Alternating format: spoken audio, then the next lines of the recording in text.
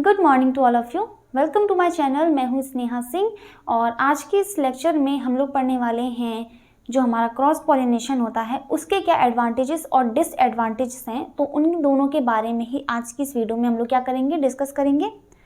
Previous video में हम लोगों ने स्वपरागण यानी कि जो हमारा सेल्फ पॉलिनेशन होता है उसमें हम लोगों ने देखी कि उसकी क्या हानियाँ होती हैं, उसके क्या लाभ होते हैं और उसकी क्या हानियाँ होती हैं। ठीक है, तो हमारा बचा क्या, दो ही टाइप के पॉलिनेशन तो हमने देखे ही हैं, है ना। एक तो हमारा सेल्फ पॉलिनेशन और दूसरा क्रॉस पॉलिनेशन। तो सेल्फ पॉलिनेशन के तो हमने एडवांटेज देख लिए और डिसएडवांटेज देख लिए। तो अब बचा क्या, हमारा क्रॉस पॉलिनेशन। तो क्रॉस पॉलिनेशन के क्या क्या उसके लाभ होते हैं, क्या उसके फायदे होते हैं और क्या उसकी हानियाँ यानी कि नुकसान होते हैं, तो इनके बारे में हम लोग आज समझ लेते हैं। ठीक है, तो आज का जो हमारा टॉपिक है वो है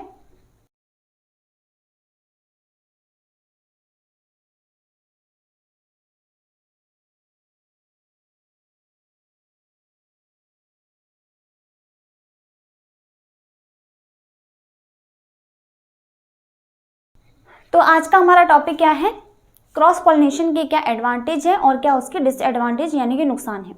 अब एक ट्रिक है या फिर आप बहुत कॉमन सी चीज़ है, आप लोग इसको एक ट्रिक भी मान सकते हो।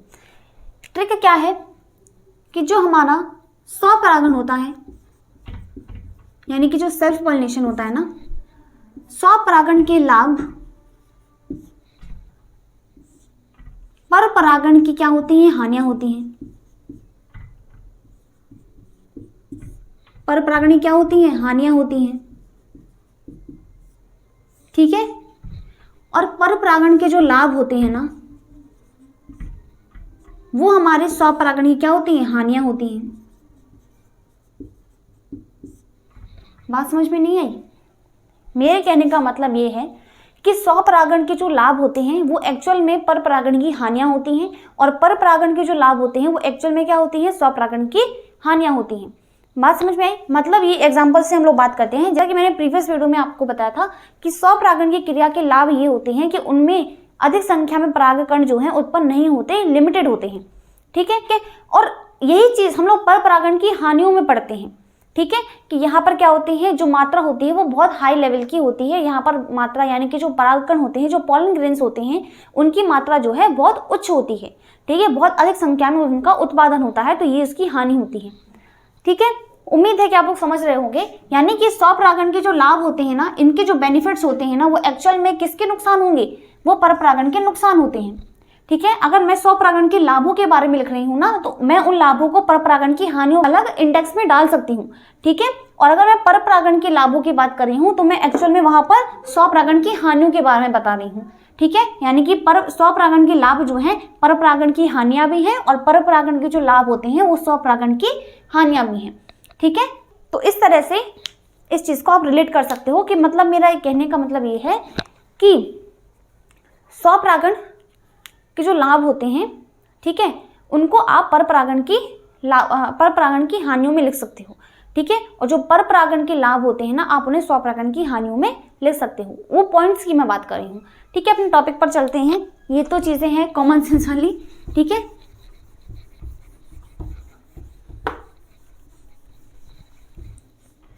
तो परपरागण के लाभ। अब देखो, परपरागण यानी क्रॉस पोलिनेशन जो है बहुत ही उत्तम विधि होती है। क्यों होती है, क्योंकि सबसे बड़ी बात तो इसमें ये होती है कि हमें वेरिएशंस देखने को मिलती है। जो भी ऑफस्प्रिंग होती है, जो संतति उत्पन्न होती है, ठीक है, क्रॉस पोलिनेशन के थ्रू, वो बहुत ही ज्यादा भिन्न होती है, बहुत ही ज्यादा कैरेक्टर्स उसमें होते हैं। कि जब मैं लेकिन मैं अभी परपरागण के लाभों की बात कर रही हूँ, उसके बेनिफिट्स की बात कर रही हूँ, तो यहाँ पर हम सिर्फ उसके पॉजिटिव पॉइंट्स को ही देखेंगे। ठीक है, तो परपरागण के लाभों की बात करूं तो पहला पॉइंट तो मैं यहां पर यही लिखूंगी कि जो परपरागण की विधि होती है, इसके द्वारा जो हमें संतति उत्पन्न होती है ना, इसके द्वारा जो संतति उत्पन्न होती है, जो संतति पौधा होता है ना, उसमें कई सारे कैरेक्टर्स होते हैं। ठीक है, और कई सारे जो बीज बनते हैं, जो भी फल बनते हैं, वो भी बहुत अधिक संख्या में होती हैं। तो पहला पॉइंट तो मैं ये लिखूंगी कि इस क्रिया द्वारा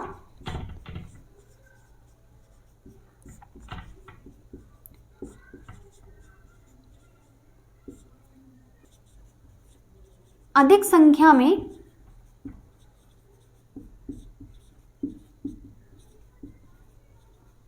बीज व फल बनते हैं।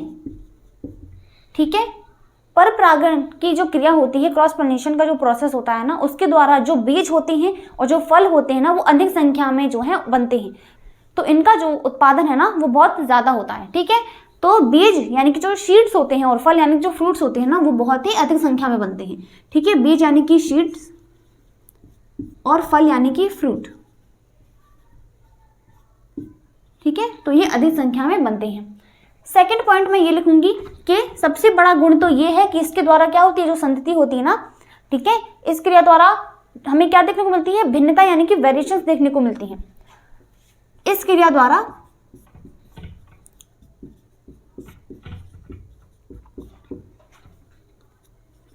हमें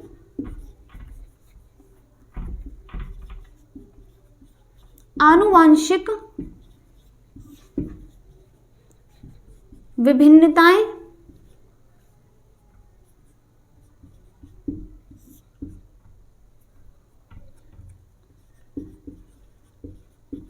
देखने को मिलती हैं। ठीक है, अब ये चीज तो जाहिर सी बात है कि क्रॉस पोलिनेशन का मतलब है कि दो अलग अलग प्लांट से जो है उनके फ्लावर्स क्या करेंगे, इंटरेक्ट होंगे। ठीक है, किसी अदर फ्लावर का जो पॉलन है वो किसी अदर फ्लावर की स्टिग्मा पर जाकर के क्या करेगा, वहां पर स्ट्राइक करेगा, वहां पर वो पॉलन ट्यूब बनाएगा, वहां पर अंदर जाकर के वो क्या करेगा, फर्टिलाइजेशन करेगा, बाकी सारी प्रोसेस। तो यहाँ पर जो फ्लावर्स होते हैं ना, वो अलग अलग फ्लावर्स हैं, डिफरेंट फ्लावर्स के बीच में होता है क्रॉस पॉलिनेशन, ये तो हम जानते ही हैं। ठीक है, तो इसके द्वारा ही क्रिया हो रही है ना, तो वहां पर कुछ वेरिएशंस देखने को मिलती हैं। कुछ गुण जो हैं वो किसी और फ्लावर के देखने को मिलेंगे और कुछ किसी और फ्लावर के देखने को मिलेंगे। तो इसी कारण से वहां पर वेरिएशंस यानी कि भिन्नता यानी कि डिफरेंस कुछ कैरेक्टर्स होते हैं। ठीक है, उसी को हम विभिन्नताएं बोलते हैं। ठीक है, कुछ हटके, ठीक है, कुछ यूनिक हमें कैरेक्टर्स हमें देखने को मिलेंगे उस फ्लावर में। तो इसी चीज को हमें कहते हैं कि आनुवंशिक भिन्नताएं। ठीक है, जो कि अपने पेरेंट्स से जो लक्षण है उस संतति में आए हैं, तो इस तरह के कैरेक्टर्स हमें देखने को मिलते हैं। ठीक है, चैप्टर 5 जब हम लोग पढ़ेंगे ना आनुवंशिक वाला, पूरा आनुवंशिक वाला, ठीक है, तो उसमें हम लोग इस चीज को बड़ी अच्छी तरीके से समझेंगे।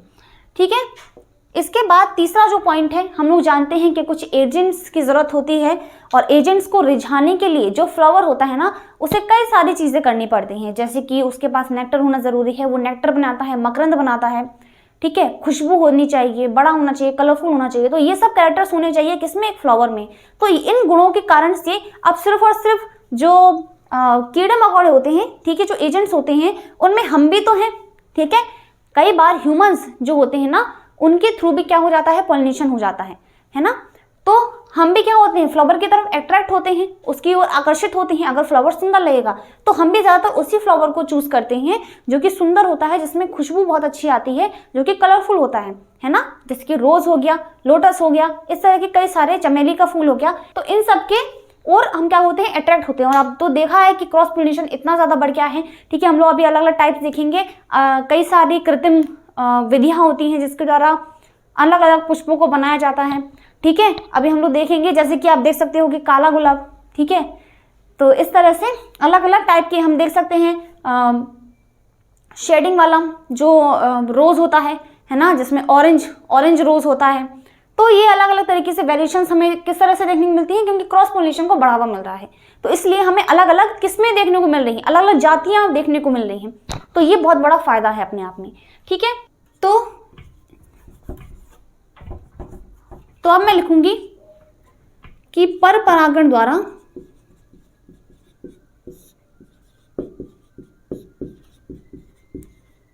उत्पन्न पौधे के पुष्प सुगंध, मकरंद और तथा वे बड़े व रंगीन होते हैं। इसके बाद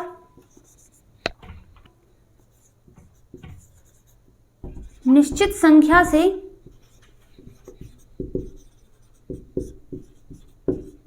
अधिक उपज होती है।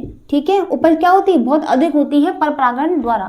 ठीक है, क्योंकि बीज भी अधिक मात्रा में बनते हैं, ठीक है, पर परागण की क्रिया द्वारा। इसके बाद अब यहाँ पर कैरेक्टर्स जो हैं वो बहुत ही लाभकारी होते हैं, ठीक है, क्योंकि अलग अलग पेरेंट्स से आते हैं, तो जो भी कैरेक्टर उत्पन्न होगा ना, जो भी लक्षण होगा उत्पन्न, तो हम लोग अभी यहाँ पर समझने वाले हैं संकर ओज के बारे में। अब संकर ओज क्या होता है, हम लोगों ने स्वपरागण के बारे में जब पढ़ा था तो तब भी मैंने वहां पर डिस्कस किया था कि संकर ओज का मतलब क्या है कि दो अलग अलग पेरेंट्स से जो कैरेक्टर्स हैं जब वो ऑफस्प्रिंग यानी कि संतति में आ रहे हैं, तो जो संतति बन रही है उसके बाद अपने माता और पिता दोनों से ही अधिक लक्षण होंगे, यानी कि कैपेबिलिटी जो है वो ज्यादा कैपेबल होगा, ठीक है। तो वो वातावरण के अनुसार खुद स्वयं को अनुकूलित करने के लिए क्या होगी, उसके पास ज्यादा पावर होगी, यानी कि ज्यादा अनुकूलित हो सकेगा वो, ठीक है। तो एक चीज यहाँ पर ये होती है कि जो उत्पन्न पौधे होते हैं वो कैसे होते हैं, संकर ओज होते हैं, ठीक है। उत्पन्न पौधे संकर ओज होते हैं,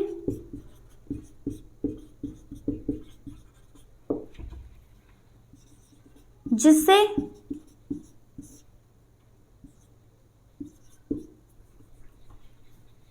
वे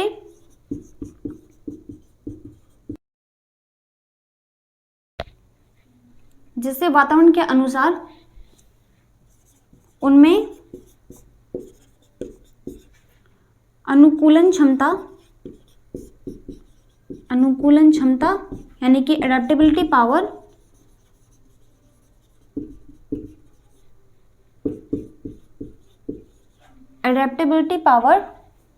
अनुकूलन क्षमता अधिक होती है, ठीक है। और लास्ट में लिखूंगी कि यहां पर मैंने कहा लिखा था बीज व फल बनते हैं, यहां पर इसके आगे लिख लो तथा पौधे स्वस्थ व मजबूत होते हैं, ठीक है, मजबूत होते हैं, क्योंकि दो डबल पावर आ जाती है, समझ लीजिए, अलग अलग पेरेंट्स से, क्योंकि वहां पर क्या आ रहे हैं, उनके पास कैरेक्टर्स आ रहे हैं ना, तो इसी वजह से। अब इसके बाद यहाँ पर मैं लिखना चाहूंगी कि अब देखो पावर उनके पास बहुत ज्यादा है, एडेप्टेशन यानी कि अनुकूलित वो बहुत अच्छी तरीके से हो सकते हैं, ठीक है। तो इसके कारण से क्योंकि अलग अलग कैरेक्टर्स उसके पास आ रहे हैं, तो इसके अलावा जो प्रतिरोधक क्षमता जो होती है ना वो भी बढ़ जाती है, तो इससे यहाँ पर उसे सर्वाइव करने का जो टाइम है ना वो भी बढ़ जाता है, ठीक है। तो अधिक टाइम तक वो क्या कर सकता है, सर्वाइव कर सकता है, यानी कि वो रह सकता है, ठीक है। तो इसके बाद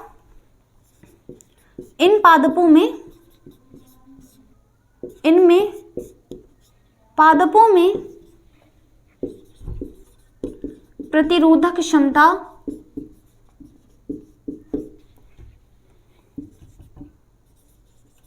अधिक पाई जाती है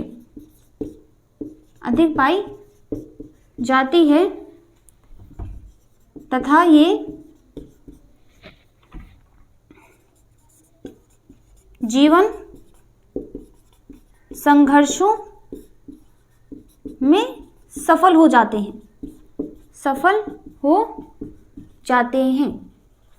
ठीक है, दिख रहा है। इसके बाद मैंने लिखा है जीवन संघर्षों में, देखो यहाँ पर संघर्षों में, इसके यहाँ पर लिख लो, ठीक है, जाते हैं तथा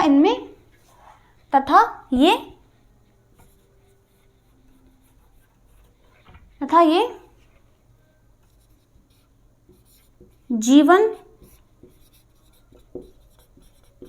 संघर्षों में सफल हो जाते हैं, ठीक है। अब दिखाई दे रहा है, तो ये कुछ पॉइंट्स हैं, ठीक है, 6 पॉइंट्स मैंने ऑलमोस्ट लिख दिए हैं यहाँ पर परागण के जो लाभ होते हैं, क्या इसके बेनिफिट्स हैं, मीन्स क्या इसके एडवांटेजेस हैं, ठीक है। तो इसको आप अच्छी तरीके से नोट कर लीजिए, देख लीजिए, समझ लीजिए। इसके बाद हम लोग चलते हैं इसके डिसएडवांटेजेस, यानी कि अब इसमें क्या क्या बुराइयां हैं उनके बारे में हम लोग समझेंगे, ठीक है। तो नोट कीजिए इसे, आगे चलते हैं हम लोग, आगे पढ़ते हैं।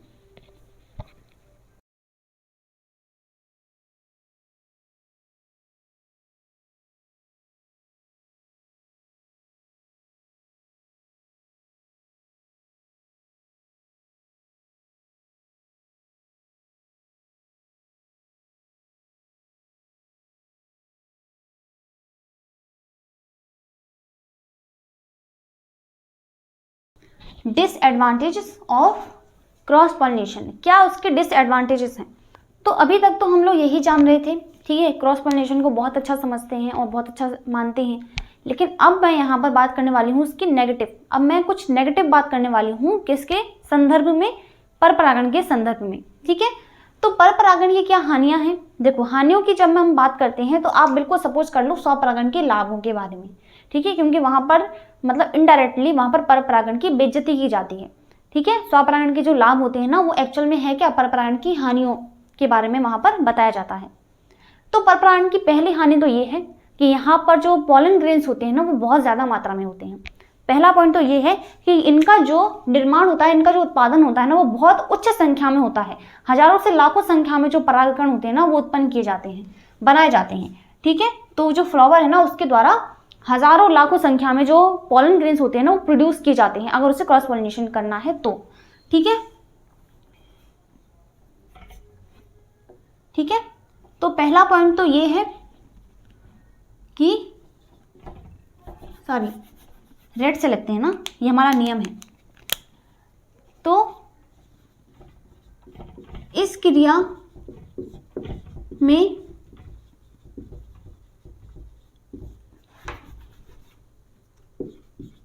पुष्प द्वारा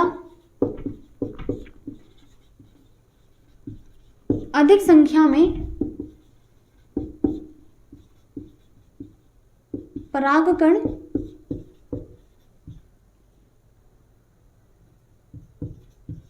बनाए जाते हैं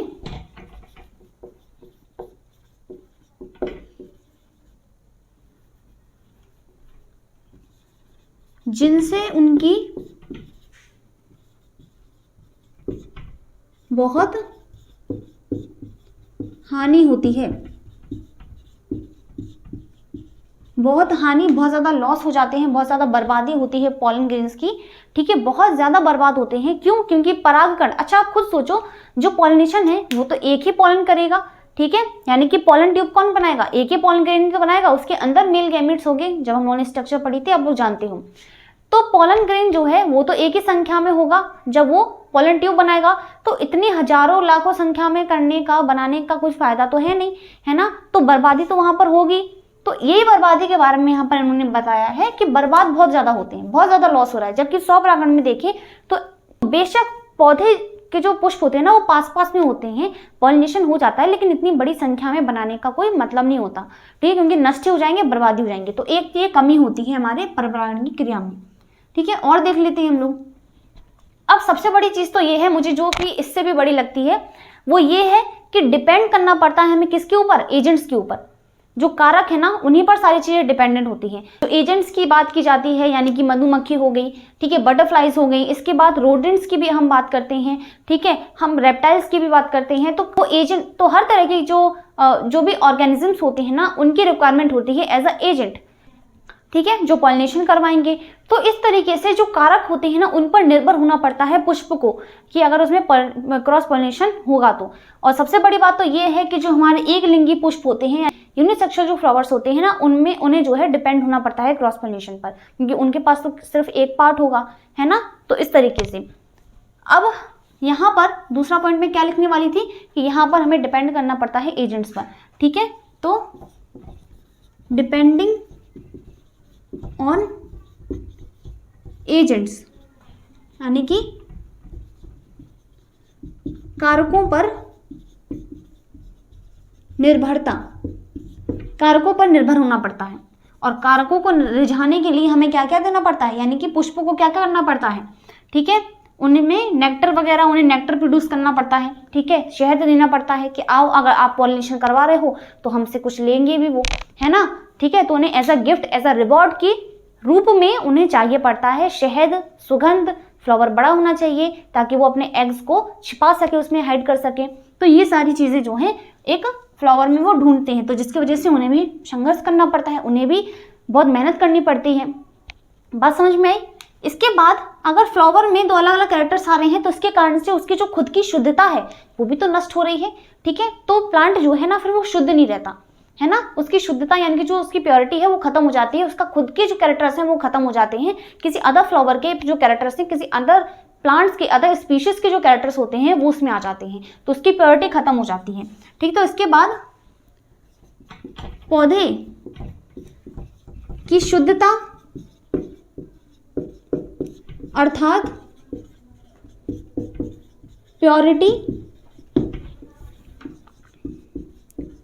पूर्णता खत्म हो जाती है। ठीक है, क्योंकि उसमें अब नए नए कैरेक्टर्स आ जाते हैं।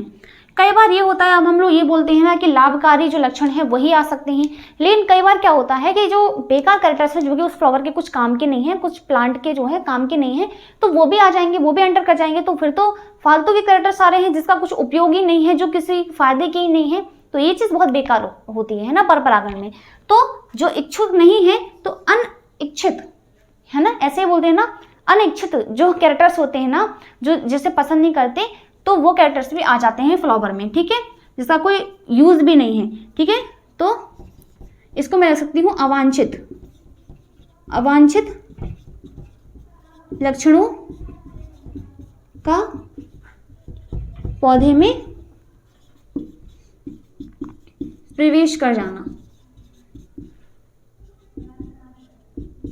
ठीक है, इसके बाद अब मैं क्या लिख सकती हूँ, देखो ये चीज़ तो बहुत अच्छी थी कि अनुकूलन क्षमता बढ़ जाएगी। अब यहाँ पर तो आप बोलोगे कि इसमें कौन सी हानि हो सकती है, अनुकूलित है वो टाइम के अकॉर्डिंगली, ठीक है, वातावरण के अकॉर्डिंग, ठीक है, अगर वो एनवायरनमेंट के अकॉर्डिंगली खुद को ढाल सकता है, खुद को अनुकूलित यानी कि अडेप्ट कर सकता है, तो ये चीज़ तो बहुत अच्छी है, इसमें क्या कमी है। लेकिन यहाँ पर ये चीज़ बोली जाती है कि कोई भी नया जो कैरेक्टर आ रहा है अदर फ्लावर से, अदर प्लांट से, तो उसके पास एडेप्टेबिलिटी यानी कि उससे अनुकूलित होने की जरूरत पड़ती है। ठीक है, कोई भी नया लक्षण आ रहा है, चलो अभी तक तो वो बहुत सिंपल था मान लीजिए, उसके बाद खुद के कैरेक्टर्स थे तो वो अनुकूलित हो सकता है, छोटे से बड़ा हुआ तो वो मतलब अनुकूलित था, वातावरण के अनुसार उसने स्वयं को अनुकूलित कर लिया। लेकिन जब पॉलिनेशन का टाइम आया, जब फर्टिलाइजेशन का टाइम आया, तो उस वक्त जो पौधा बनेगा नया, ठीक है, उसमें नए नए कैरेक्टर्स होंगे, तो उसे उसके अकॉर्डिंगली क्या करना पड़ेगा, अनुकूलित तो रहना पड़ेगा, वरना वो क्या, उसका अस्तित्व ही खत्म हो जाएगा, मर जाएगा वो पौधा। तो इस वजह से उसका जो खुद का जो संचित भोजन होता है उससे बहुत ज़्यादा एनर्जी, मैं इस तरह से कह सकती हूँ कि उसकी एनर्जी जो है बहुत ज़्यादा लॉस होती है अनुकूलन में। ठीक है, उस कैरेक्टर्स को बचाने के लिए, उसे अपने आप को जिंदा रखने के लिए फ्लावर को कई सारा जो अपना खुद का भोजन होता है ना वो वेस्ट करना पड़ता है, सॉरी वो उसको एनर्जी के रूप में उसे खर्च करना पड़ता है, तो जिसके कारण से उसका जो संचित भोजन है ना वो भी बहुत ज़्यादा खर्च हो जाता है। तो इस वजह, ठीक है, आप समझ सकते हैं इस तरह से। तो यहां पर मैं लिख सकती हूं कि नए लक्षणों के उत्पन्न हो जाने से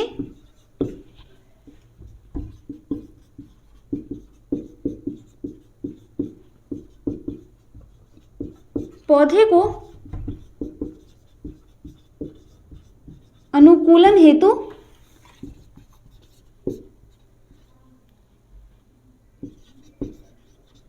अधिक संघर्ष करना पड़ता है। ठीक है, संघर्ष करना पड़ता है, ठीक है ना।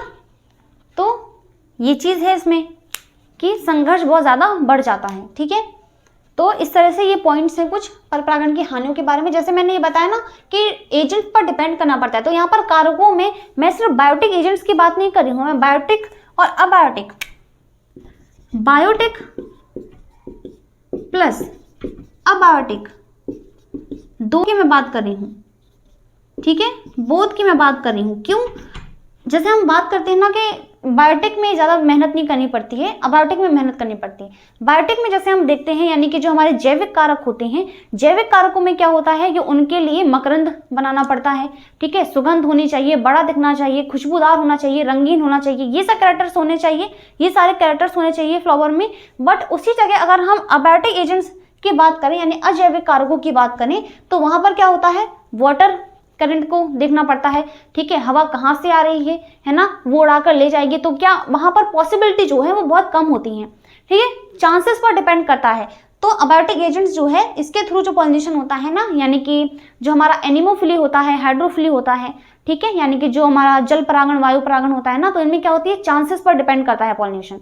तो इस तरह से यहाँ पर इसकी कुछ हानियां भी होती हैं, यानी कि मतलब इसकी कुछ कमियां हैं, हमारे पर परागण की कुछ कमियां भी होती हैं यहाँ पर, ठीक है, कि चांसेस पर भी डिपेंड कर रहा है। अगर अबायोटिक में देखें तो कुछ रिवॉर्ड्स यानी कि कुछ गिफ्ट्स वगैरह की जरूरत पड़ती है वहाँ पर। बात समझ में आई? तो यही पर परागण के बारे में कंप्लीटली मैंने यहाँ पर बता दिया है। क्रॉस पोलिनेशन के क्या एडवांटेज है, क्या डिसएडवांटेजेस हैं, ठीक है, इन सभी के बारे में। उम्मीद करती हूँ, ठीक है, पसंद आएगी आपको वीडियो और आप सभी को समझ में भी आएगी। तो मिलते हैं अगली वीडियो में अगले लेक्चर के साथ, जो कि हमारा होने वाला है पोलन पिस्टल इंट्रैक्शन, ठीक है, उसके बारे में हम लोग पढ़ेंगे। तो मिलते हैं अगली वीडियो में अगले टॉपिक के साथ। तब तक के लिए bye bye and take care.